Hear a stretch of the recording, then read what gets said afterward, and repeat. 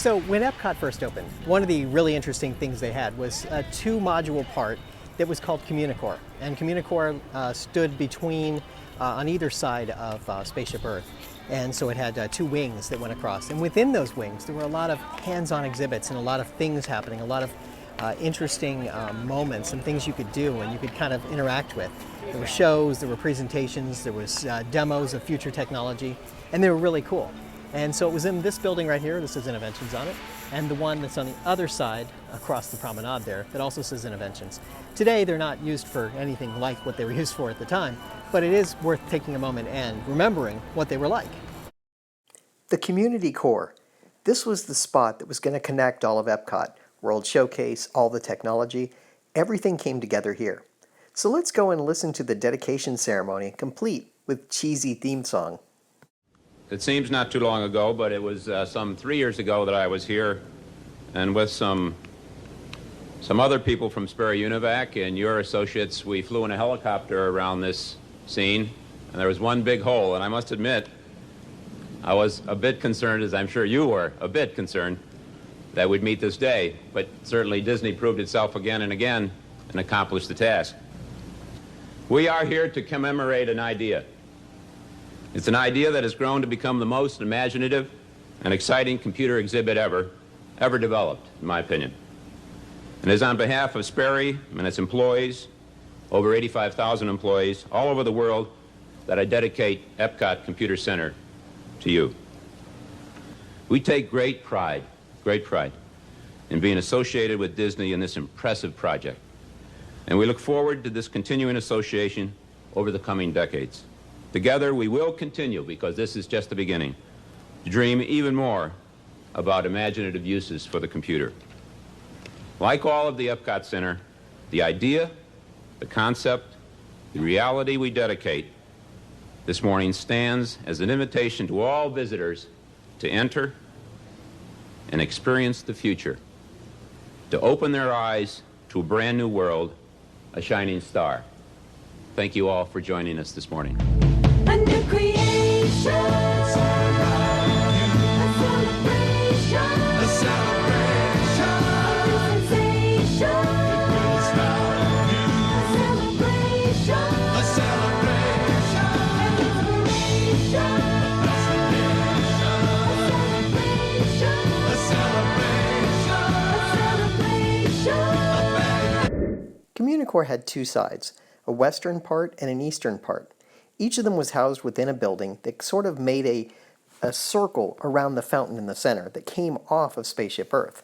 Now, as you can see in here, they were crescent-shaped, and there was a pathway that went right down the middle. There was also room to expand out to the sides if they decided to add more into it. First, let's take a look at CommuniCore West. CommuniCore West was obviously on the western side, and it had some things like FutureCom. FutureCom was this way of looking at the future and trying to understand the communications that would be available to us in the future. AT&T had a large exhibit here. You had a number of different varying exhibits that sort of expressed what the past looked like, what the present looks like, and what the future might look like in terms of communication. And it was really kind of neat. It was a clever way of looking at it when you looked at the whole thing. There was a couple of computer terminals mixed throughout so that you could go in and touch things and, for the first time in your life possibly, look at a computer and actually have first-hand knowledge of it. You have to keep in mind that this was 1982 and computers were not household items. There was also an education outreach where you could learn a little bit more from an educational standpoint, and there was an American Express travel office that was there that could help you book travel arrangements beyond going to Disney World. So it was a pretty neat place, and they had some interesting exhibits. AT&T had set up this like network communications wall that was really sort of like the map you see today for all of the different cell phone carriers. It was about communication traveling across the country and how it went. It was really pretty clever. They also had this interactive display thing that they did where you could talk to someone who was backstage through a video phone and actually be able to communicate and talk to them about what was going on, make dining reservations, and all the other things that might happen throughout your day. It was very, very cool and had never been considered before. So just a couple of vignettes here of people using the computers and doing some things. It was really pretty clever. It was very interactive, and you might actually learn something along the way as you were kind of playing and doing different things. One of the really fun things, and was very memorable to me, was the electronic polling that they had. It was an electronic forum where you could sit in a room and you could actually answer polling questions by pushing buttons on a seat, and it would collect all of that information and give you the numbers there.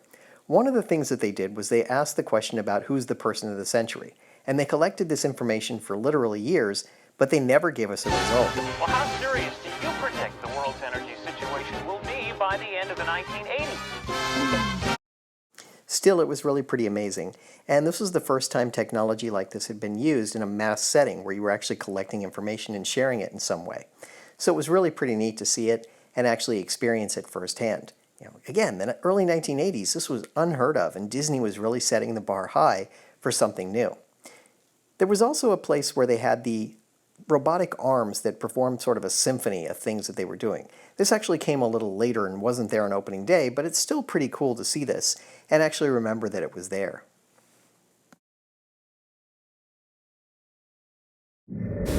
So this is the other half of Innovations over here that was CommuniCore, and currently it's mostly used for character meet and greets. And there's a portion of it over here that doesn't have as much in it, and there's a section that was walled off on the other side that's not used anymore either. So among them all, there's very little space that's actually being used. So as you look around, you go, okay, that's nice, we can't even go into parts of it. And it's too bad, because it really was a really unique place and very interesting in the way that it was set up. And so here's another part of what was CommuniCore. It's mostly an empty corridor.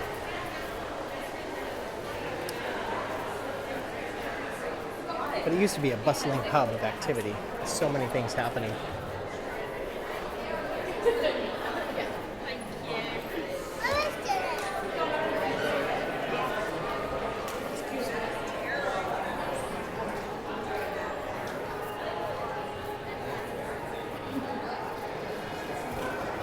You can see all the temporary walls that are up, and that's what keeps people out of the areas that they don't want them in, where there are still exhibits or partial exhibits that were in there.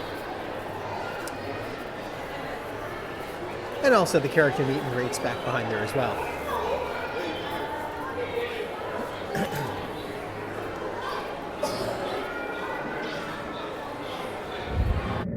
And now let's move over to CommuniCore East. Honestly, this was the more interesting part because it had some very interesting sort of things buried within.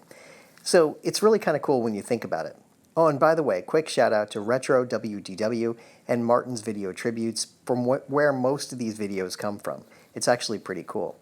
So the eastern side had more interesting things in it. It was just a little more developed and a little more cohesive, and it actually was a little more educational. The other side seemed more cutesy, but this one was the one that was always compelling and I wanted to go into because there was some neat stuff happening here. One of the first things you would see when you went into this side of the CommuniCore was the population counter.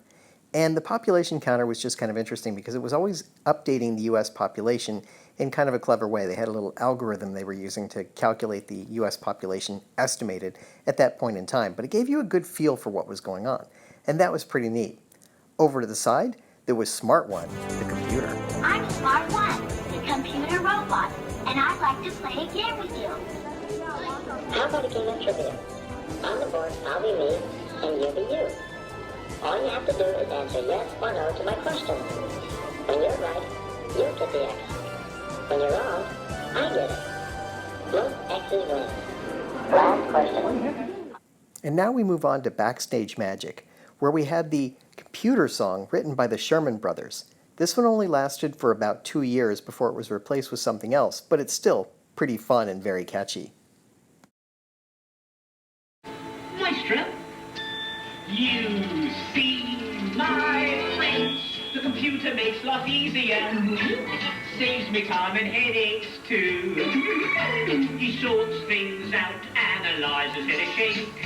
My enormous problem to him's a piece of cake. He's got a great big memory like an elephant. Utilizes knowledge without end. That's why I'm a router for the computer. Everybody needs a friend. The replacement for this show was much more interesting and told you a lot more about how audio animatronics work. Oh, hello. Welcome to Epcot Computer Central. I'm Julie, and this bright bit of energy gets his name from input-output. We call him I.O. for short. You know, when I'm working here with I.O., it's hard to imagine a world without computers. Today, we can fit an entire computer on this single microchip. Yet it costs only pennies to make, works faster, and stores more information than the million-dollar computers of yesterday. Together, these advances are bringing astonishing benefits to everyone. Ah, yes, educational entertainment, or edutainment, where they taught you something in kind of a fun way. There were cartoons and other ways of storytelling that helped you to understand something, and you learned a lot while you were sitting there. It was an amazing time. We can get an inside look at one such operation. This department is input. By using keyboards, magnetic disks, voice, and much more, we put data in the computer. Input takes this data and translates it into a string of electronic bits that stand for ones and zeros. 可以预测的话， If only the bus were as predictable as the rain. That's the future, but it may not really be that far off. This is CRO, our Central Reservation Office. Here, thousands of requests for hotel accommodations and resort activities are received each day. Hello, Walt Disney World? This is the Bunyan family. We'd like a reservation for the evening show at Pioneer Hall. 喂，这是吴先生，我想在 Walt Disney World 订一个房间。 These reservations are input into our central reservation computers for processing. Although 3,000 miles exist between these computers and our reservations terminals, the confirmation process takes just a few seconds. Over at the Magic Kingdom, all the magic isn't above ground. Located here beneath the Magic Kingdom is a room full of computers. These computers help us operate all the shows and attractions upstairs. When Space Mountain was launched in Tomorrowland, computers joined Mission Control to monitor the ride system. Sensors in the track monitor the location of every vehicle and constantly update the computer on your progress through the ride. But not all our show vehicles ride on tracks. Here in Epcot's Energy Pavilion, onboard computers are piloting each car along a trackless path with a guidance signal broadcast from a wire in the floor. Computers also assist with food service in our restaurants. For example, orders taken here are then sent instantly to the kitchen, helping us serve you more quickly. Throughout Walt Disney World, computers are standing watch with fire protection and security systems, as well as lending a hand in energy management.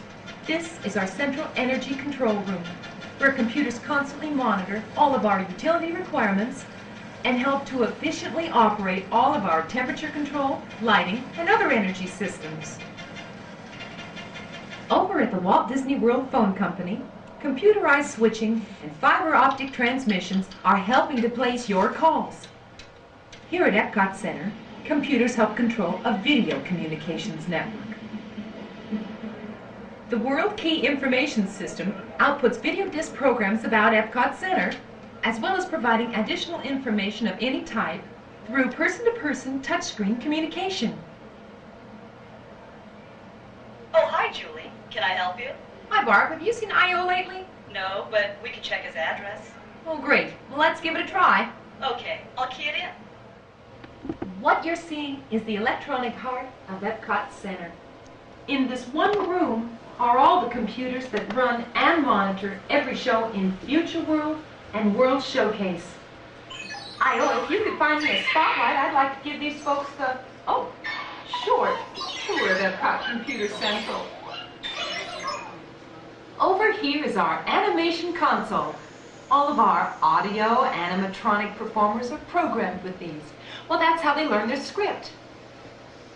I.O., let's see an example. Meet Mr. Eggs, star of the Land Pavilion's Kitchen Cabaret. I.O. can move Mr. Eggs through a computer by using the knobs and buttons of the console.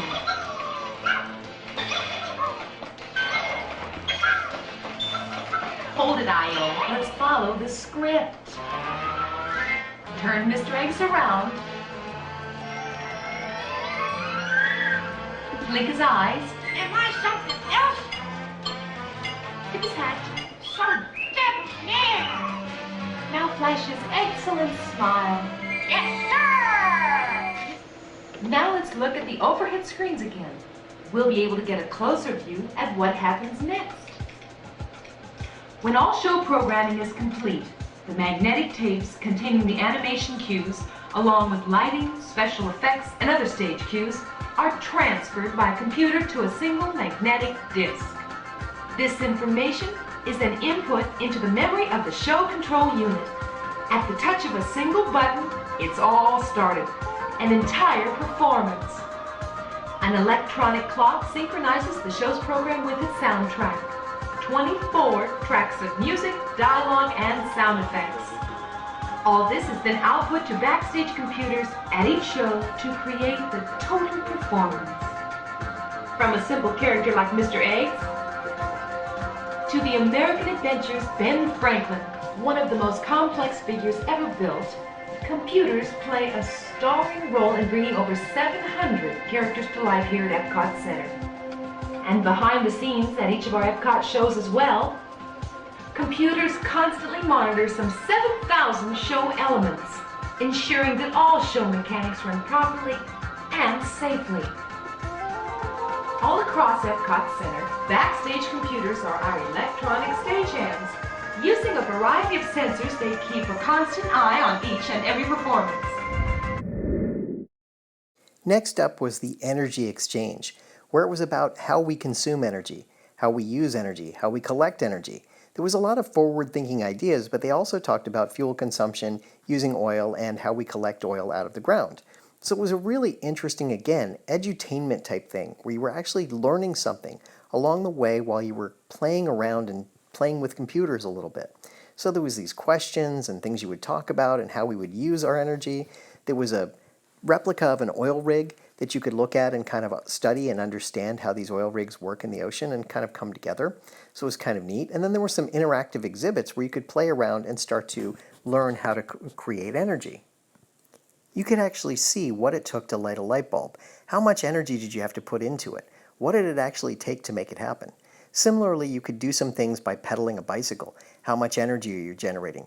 You would actually learn something while you were kind of having fun. There were also little games and activities you could do to control traffic flow, to load an airplane, to think about how you might do things logically. And when you think about how everything comes together, it's kind of interesting in its own way. So as you looked around, it was really a remarkable place, and you could spend a lot of time here just learning something, and they give you these little clues and little tidbits and nuggets of information about how you could save energy and how you could use energy. And you may notice that these two are a little bit different from each other, but they actually worded a little differently along the way. There was also a shop called the Centurium, which was something like the Emporium, except it was like more futuristic and more interesting and different. It had a second floor, which was really kind of cool. There were no other shops that had a second floor, so this was neat because you could go upstairs and see something. They also had some things on display that kept your attention, and of course Mickey and Minnie were there as plush toys that you could purchase and take home with you. So it was a really neat store, and it was one of my favorite places to go along the way.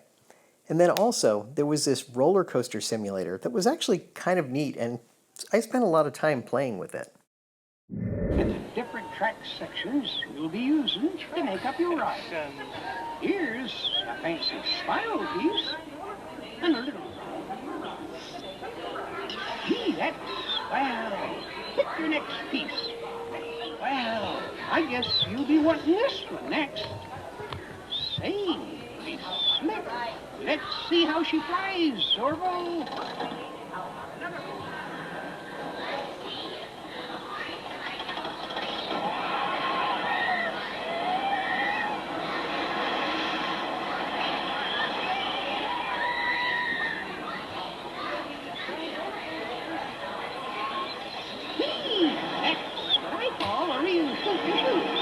Best ride I've had all day.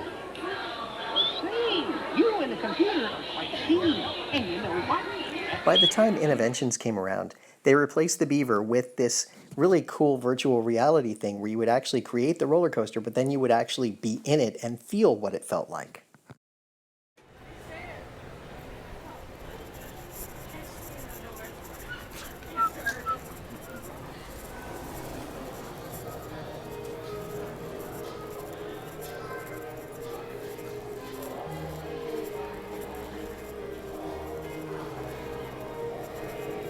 Now, that's not to say the way it's configured currently is bad, just not the same as it was when it first opened.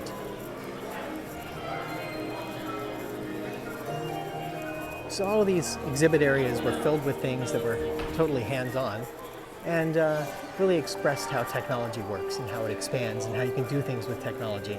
And that's what made it really compelling.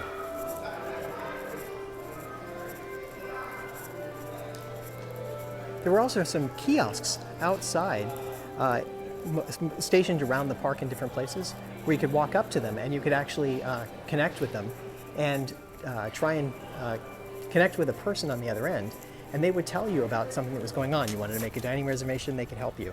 You wanted to see something else, they could help you. They could direct you to somewhere. It was really pretty neat what they were able to do. And that's the story of the CommuniCore and what existed in Epcot as sort of an interesting learning place about computers.